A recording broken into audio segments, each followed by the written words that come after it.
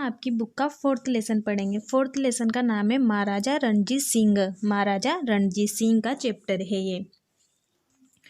महाराजा रणजीत सिंह एक महानतम शासक आसीत। महाराजा रणजीत सिंह एक महान शासक थे, यानी महान योद्धा थे। वह अखंड भारत के उत्तर पश्चिम दिशा के पंजाब नाम के राज्य से राजा के शासक थे। वह एक उदार यानी अच्छे इंसान, दयालु, विनम्र प्रजावत्सलश्च प्रजा से प्रेम करने वाले राजा आसीत थे। वह प्रजा को अत्यधिक स्नेहती यानी प्रेम करते थे। प्रजा के लिए उनके मन में बहुत प्रेम था। एक बार नप राजा अंगरक्षके यानी अपनी रक्षा करने वाले रक्षकों के साथ कचित भ्रमण करोति स्मरण किसी भ्रमण पर के लिए जाते हैं थे। मार्ग में वह अपश्यत देखते हैं यत कि कोई वृद्ध प्रस्तरखंडेन पत्थर के टुकड़ों से आम वृक्षात आम के वृक्ष से आम त्रोटियुतम यानी आम के वृक्ष से आम तोड़ रहा था। प्रयत्न करोति इसमें कर रहा था। उसने देखा कि एक जो वृद्ध व्यक्ति था वो पत्थर के टुकड़ों को आम के पेड़ पर मार कर आम का फल तोड़ने का प्रयास कर रहा था, मतलब ट्राई कर रहा था, कोशिश कर रहा था।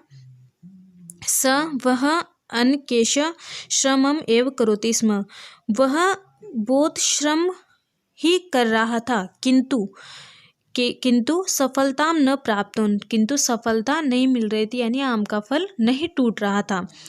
एकश प्रस्तर खंडम असंतुलितम, एक पत्थर का टुकड़ा असंतुलित हो गया, यानी पत्थर का टुकड़ा गलती से असंतुलित होकर भूतवा होकर रणजीत सिंह के मस्तक पर यानी सिर पर अतुदत यानी पड़ गया। उसने एक पत्थर का टुकड़ा फेंका तो वो गलती से रणजीत सिंह के सिर पर लग गई उससे। त्वरितम एवं मस्तकात रक्तधारा प्रस्फुटिता, उस पत्थर के टुकड़े से त्वरित मतलब जल्दी से उसके माथे से मतलब रणजीत सिंह के सिर से रक्तधारा बहने लगी। इदम यह विलोक्य देखकर नरपस्य राजा के अंगरक्षक, जो राजा के रक्षक थे, अति कुपियन्ति यानी बहुत क्रोधित हुए। Next paragraph. रक्तधाराम दृष्टवा, रक्तधारा को देखकर वृद्ध अपि भयात, जो वृद्ध व्यक्ति था वो भी डर गया। अकंपियत और कंपन करने लगा। वह करबद्ध अतिष्ठत, वह अपने हाथों को बांधकर वहीं पर बैठ गया। जो रक्षक थे राजा के, तब उस वृद्ध को निग्रह यानी पकड़कर रणजीत सिंह के समक्ष ले आए, उसके सामने ले आए। रणजीत सिंह कारणम विज्ञाय, कारण को जानकर शांत अभूत, शांत ही रहे। कुपित न भूत्वा, क्रोधित नहीं हुए। एक सेवक को आदेश देते हुए कहा यत जो अस्य इस वृद्धाय यानी वृद्ध के लिए यथेष्टम धनम यच्छ, जो भी धन लेने की इच्छा हो वो इसे दे दीजिए। इदम श्रुत्वा, ऐसा सुनकर नरपस्य राजा के रक्षक चकित अभवन, चकित हो गए।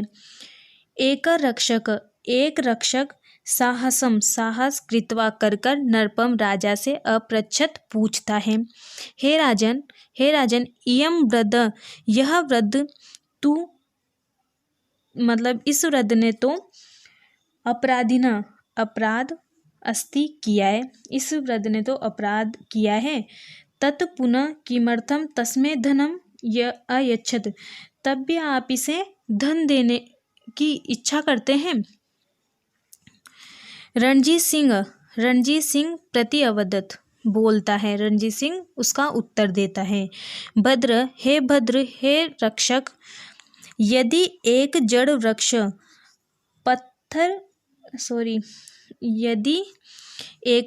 वृक्ष प्रस्तर प्रेक्षकाय अपि फलम यच्छति, यदि एक वृक्ष के ऊपर पत्थर फेंकने से भी फल देता है, कि किसी जब वृक्ष पर पत्थर फेंक दिए जाते हैं तब भी वो पुनः इनको फल देता है। और तू तो अहम, मैं तो सचेतन यानी चेतना से मुक्त यानी जीवित जीवा अस्मि, जीव हूँ, कि जब वृक्ष ही के ऊपर ही पत्थर फेंक दिए जाते हैं और तब भी वो इन्हें फल देता है, तो मैं तो एक जीव हूँ, मुझ पे पत्थर फेंकने से क्या हो गया। कथम, ऐसा कहकर अहम तस्मै किमपि न अच्छाम, तो कहो मैं ऐसा क्यों ना करूं, ऐसे करने की इच्छा मैं क्यों ना रखूं, कि जब पत्थर ही दे देता है, फल उसके ऊपर पत्थर फेंके जाते हैं फिर भी उसे क्या देता है, फल देता है, तो मैं ऐसी इच्छा क्यों नहीं रखूं, मैं भी तो कुछ दे सकता हूँ ना, मुझ पे पत्थर गिरा है तो क्या हो गया। उत्तरम श्रुत्वा सर्वे, उत्तर सुनकर सर्वे अंगरक्षा यानी सभी अंगरक्षक यानी रक्षा करने वाले तूष्णीम शांत अभवन हो गए। और सब नृप से अपने राजा की बहुत ज़्यादा प्रशंसा अकुर्वन करने लगे। देखो कितनी अच्छी कहानी थी कि जैसे के साथ जैसा नहीं होता, वही किया उसने कि जब उसने कितनी अच्छी बात की, जब पत्थर पेड़ पर फेंके जाते हैं तब भी वो हमें क्या देते हैं, फल देते हैं। तो उसने भी क्या किया, अगर उसके ऊपर पत्थर गिर गया तो कोई बात नहीं है, क्योंकि उसे कारण पता था कि ये गलती से गिरा है इसलिए। और बिना बात किसी को सजा देना भी अच्छी बात नहीं होती, पनिशमेंट किसी को बिना कारण के नहीं देना चाहिए। तो यह आपके 4th लेसन कंप्लीट हुआ। इसके क्वेश्चन आंसर जो बुक वर्क है वो मैं आपको PDF में सेंड कर दूँगी।